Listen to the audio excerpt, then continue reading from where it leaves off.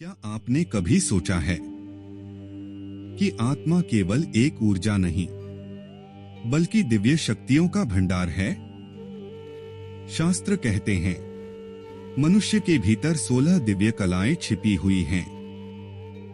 लेकिन दुख की बात यह है, अधिकतर लोग पूरी जिंदगी जीते हैं पर अपनी एक भी कला को पहचान नहीं पाते। और जिस दिन आत्मा की ये कलाएं जाग जाती हैं, मनुष्य साधारण नहीं रहता।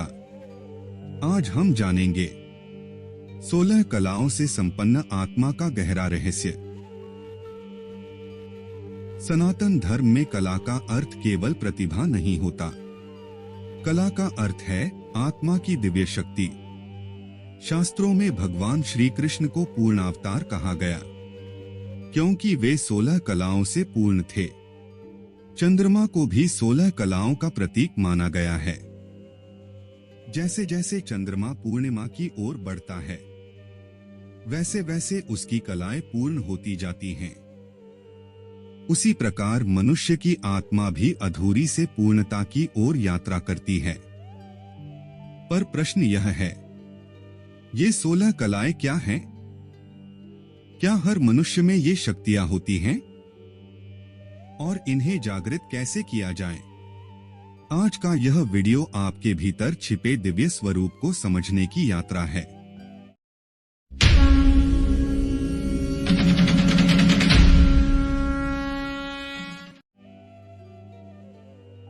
आत्मा क्या है? सबसे पहले यह समझना जरूरी है कि आत्मा क्या है। आत्मा शरीर नहीं है। शरीर बदलता है, आत्मा नहीं। बचपन बदला, जवानी बदली, चेहरा बदला, पर भीतर जो मैं है वह वही रहा। वही आत्मा है।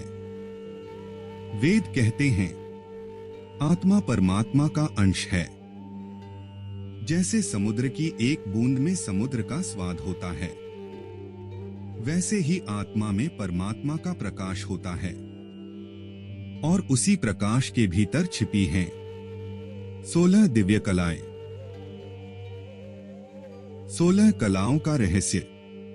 शास्त्रों के अनुसार आत्मा की 16 कलाएं मनुष्य के भीतर छिपी हुई दिव्य शक्तियां हैं।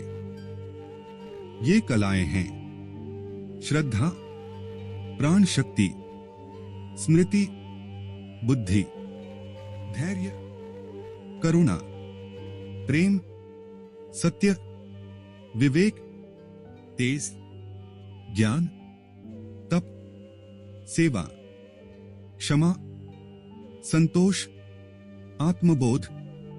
जब ये कलाएं जागृत होती हैं, मनुष्य भीतर से बदलने लगता है। पहली कला श्रद्धा। हर आध्यात्मिक यात्रा श्रद्धा से शुरू होती है। जिस मनुष्य के भीतर श्रद्धा नहीं, वह सत्य के द्वार तक नहीं पहुंच सकता। श्रद्धा का अर्थ अंधविश्वास नहीं। श्रद्धा का अर्थ है सत्य को जानने की प्यास। प्राण शक्ति और स्मृति। प्राण शक्ति आत्मा की ऊर्जा है। इसी से शरीर चलता है, मन सोचता है और चेतना सक्रिय रहती है। जब मनुष्य नकारात्मकता में डूब जाता है, तो उसकी प्राण शक्ति कमजोर होने लगती है। स्मृति केवल याद रखने की शक्ति नहीं, बल्कि आत्मा को अपने वास्तविक स्वरूप की याद दिलाने वाली शक्ति है। बुद्धि और विवेक। बुद्धि ज्ञान देती है, पर विवेक सही और गलत में अंतर करना सिखाता है।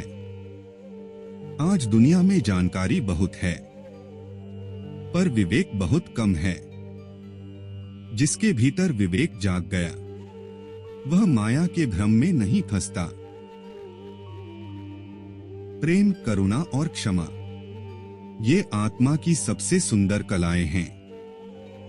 प्रेम जो बिना स्वार्थ के हो, करुणा जो दूसरों के दुख को महसूस करे, क्षमा जो चोट मिलने पर भी शांति चुने।